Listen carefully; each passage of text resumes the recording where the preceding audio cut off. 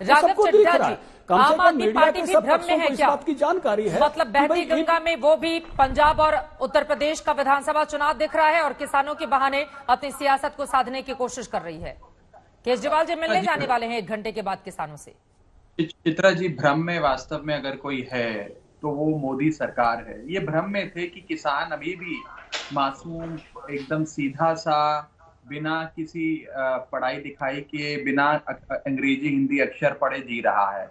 इन्हें ये नहीं पता कि जो देश का किसान है वो अक्षर पढ़ना जानता है और उसने ये 3 काले कानून पढ़ लिए हैं। इन्होंने तो सोचा कि महामारी के बीचों बीच ऑर्डिनेंस लाकर, फिर संसदीय मर्यादा को ताक पे रखकर संसद में पास कराकर ये 3 काले कानून फट से लागू करा देंगे और किसान को कानो कान खबर नहीं होगी। लेकिन अब किसान की जो नई पीढ़ी आई है वो अक्षर पढ़ना जानती है, वो समझ गई है। और यदि आज भारतीय जनता पार्टी के मन में वास्तव में किसान के हित में थोड़ा सा भी प्रेम है, और अभी जैसा अभी पहले प्रवक्ता ने कहा भाजपा के कि हम तो कह रहे हैं कि एमएसपी वहीं का वहीं रहेगा, एमएसपी नहीं जाएगा, तो अगर आप एमएसपी को लेकर इतने गंभीर हैं तो आप एक वाक्य कानून में लिख दीजिए कि भैया एमएसपी को कानूनी दर्जा दिया जाता है, एमएसपी के नीचे अगर खरीद होगी तो वो गैर कानूनी खरीद होगी और दंडनीय अपराध है। मैं आपको विश्वास दिलाता हूं कि किसानों की आधी मांगे तो यहीं समाप्त हो जाएंगी। आप क्यों नहीं इतनी सरल सी चीज कर देते? क्या आप मुझे एक बात बताइए, आज आप कह रहे हैं कि नहीं नहीं एमएसपी वहीं रहेगी। मान लीजिए आज कोई धान की फसल करता है और मंडी में जाता है फसल बेचने,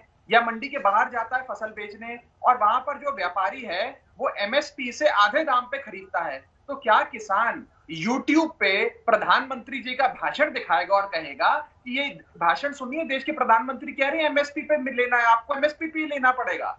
जब तक आप कानून में उसे नहीं लिखेंगे तो यूट्यूब पे पड़े प्रधानमंत्री के भाषण की क्या क्या वैधता रह जाती है? दूसरी चीज मैं स्पष्ट तौर पे आपको कहना चाहता हूं, 32 दिन आज इस आंदोलन को हो गए हैं।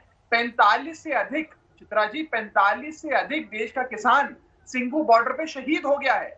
ये वो किसान है जिसके सपूत आज अंतरराष्ट्रीय बॉर्डर पे, सरहद पे देश की रक्षा करते हुए शहीद होते हैं, और उनके बाप दादा आज हमारे देश का अन्नदाता सिंघू बॉर्डर पे अपने हकों की लड़ाई करते हुए शहीद हो रहा है। मुझे लगता है इससे बुरी चीज हो नहीं सकती है। इतनी निर्दयी सरकार की ओर से कहा तो जा रहा है आंदोलन खत्म करें, हम संशोधन को तैयार हैं। कई दौर की बातचीत भी तो हो चुकी है राघव चड्ढा जी।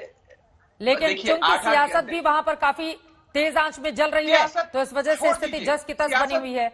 अच्छा चलिए, आप मान लीजिए ये जो बारी बारी सियासत कहा जाता है चित्रा जी, कांग्रेस पार्टी सियासत करती है, आप हम पे भी आरोप लगा दीजिए। अरे भाई, आरएसएस का अपना भारतीय किसान संघ सियासत कर रहा है क्या, जो विरोध कर रहा है? बीजेपी का अपना स्वदेशी जागरण मंच जो इन 3 काले कानून का विरोध कर रहा है, क्या स्वदेशी जागरण मंच ने पंजाब में चुनाव लड़ना है? या भारतीय किसान संघ ने हरियाणा में जिला पंचायत में अपने प्रत्याशी खड़े करने हैं?